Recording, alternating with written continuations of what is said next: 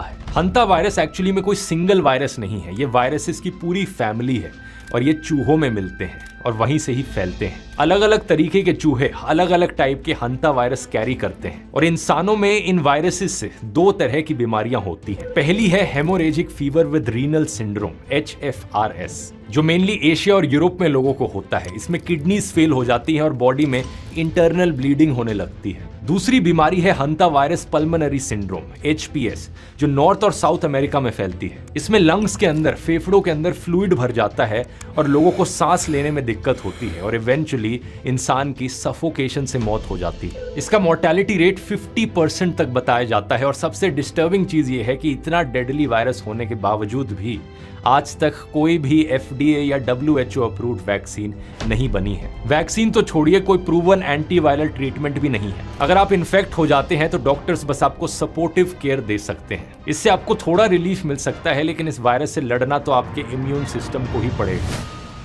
इस वायरस के बारे में मॉडर्न हिस्ट्री में सबसे पहली बार पता चला था 1950s की कोरियन वॉर के दौरान। इस वॉर में अमेरिकन सोल्जर्स साउथ कोरिया में लड़ रहे थे और अचानक 3000 से ज्यादा सोल्जर्स एक अजीब बीमारी का शिकार हो गए। पहले इनको तेज बुखार आया, सिरदर्द और उल्टी हुई और फिर किडनीज ने काम करना बंद कर दिया।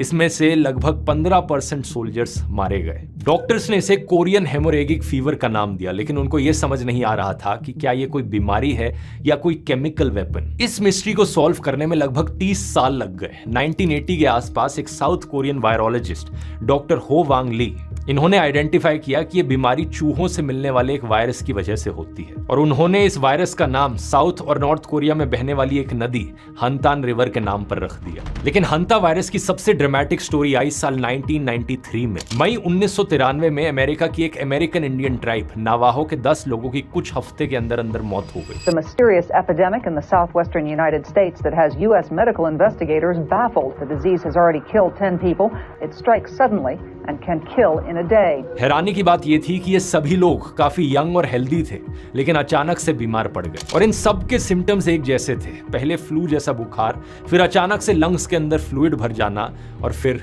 मौत। शुरुआत में इनका मोर्टेलिटी रेट 75% था, यानी हर 4 में से 3 इन्फेक्टेड इंसानों की मौत हुई। बहुत कोशिशों के बाद भी साइंटिस्ट इस बीमारी को क्रैक नहीं कर पा रहे थे और फिर ट्राइबल एल्डर्स ने साइंटिस्ट को बताया कि वो इस बीमारी के बारे में पहले से ही जानते थे। इन नावाहो आदिवासियों की ओरल हिस्ट्री में ये रिकॉर्ड था कि जब बहुत बारिश होती है तो पिनियन पाइन नट्स, चिलगोजे की बम्पर पैदावार होती है। ये चूहों का खाना है जिसको खाकर उनकी पॉपुलेशन बढ़ती है और इस बढ़ती ओवर पॉपुलेशन की वजह से ये बीमारी फैलती है चूहों में। साइंटिस्ट के लिए जानकारी बहुत इंपॉर्टेंट साबित हुई। जब उन्होंने चूहों को एग्जामिन किया तो 16 जून को वही वायरस चूहों में भी मिला। उन्होंने अंदाजा लगाया कि ये एक नए टाइप का हंता वायरस है और 1993 में इसके आउटब्रेक का कारण था एल नीनियो। वही एल नीनियो जिसकी मैंने हीट वेव वाले वीडियो में भी बात करी थी। साल 1991-92 में एक बड़ा एल नीनियो आया था जिसके कारण वहां पर ज्यादा बारिश हुई थी, नट क्रॉप्स की ज्यादा पैदावार हुई और चूहों की पॉपुलेशन एकदम से एक्सप्लोड कर गई।